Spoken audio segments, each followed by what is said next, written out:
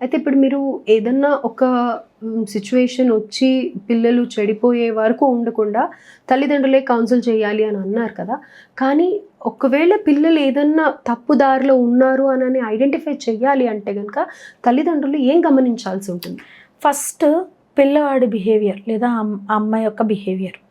ఇప్పుడు ఒకప్పుడు ఒకలా ఉన్న అమ్మాయి సడన్గా చేంజ్ అయిపోతుంది. లైక్ సీక్రెట్స్, ఫర్ ఎగ్జాంపుల్ ఫోన్కి పాస్వర్డ్స్ పెట్టుకోవటం, ఫోన్ లోపలికి వెళ్ళి చూడటము, లేదంటే ఎవరు లేనప్పుడు చాలా చిన్నగా ఫోన్ మాట్లాడటం, నైట్ టైం ఎక్కువ ఫోన్స్ యూజ్ చేయటం, ఇలాంటివి గమనించుకుంటూ. రెండోది అతిగా కోప్పడతారు ఊరికి.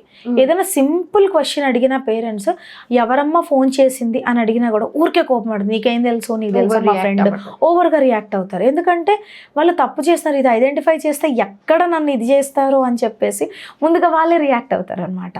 సో ఇలాంటి బిహేవియర్. ఇంకొకటి సోషలిజంగా ఉండరు. సో ఇంతకుముందు ఫ్యామిలీ ఫంక్షన్స్లో అందరితో సరదాగా మాట్లాడిన వాళ్ళు సడన్గా లోన్లీగా ఉంటారు, లోన్లీగా ఉండటానికి ఇష్టపడతారు.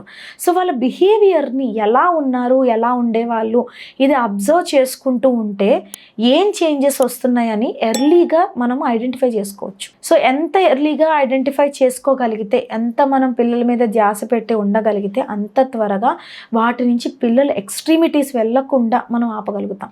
ఒకవేళ అది చాలా చేయాటిపోయిన తర్వాత మనకు తెలిసిందనుకోండి, చేసేదేం ఉండదు కదా. అప్పుడు మన చెయ్యి జారిపోయింది అనుకునే లోపే పిల్లల్ని గమనించుకోవాలి. ఇంట్లోనే ఉంటున్నారు కదా. సో కాబట్టి ఏ టైంకి వస్తున్నారు, ఎలా తింటున్నారు, వాళ్ళ బిహేవియర్ ఎలా ఉంటుంది, వాళ్ళు ఎవరితో మాట్లాడుతున్నారు, ఇవన్నీ కంప్లీట్గా గమనించుకుంటూ ఉండాలి.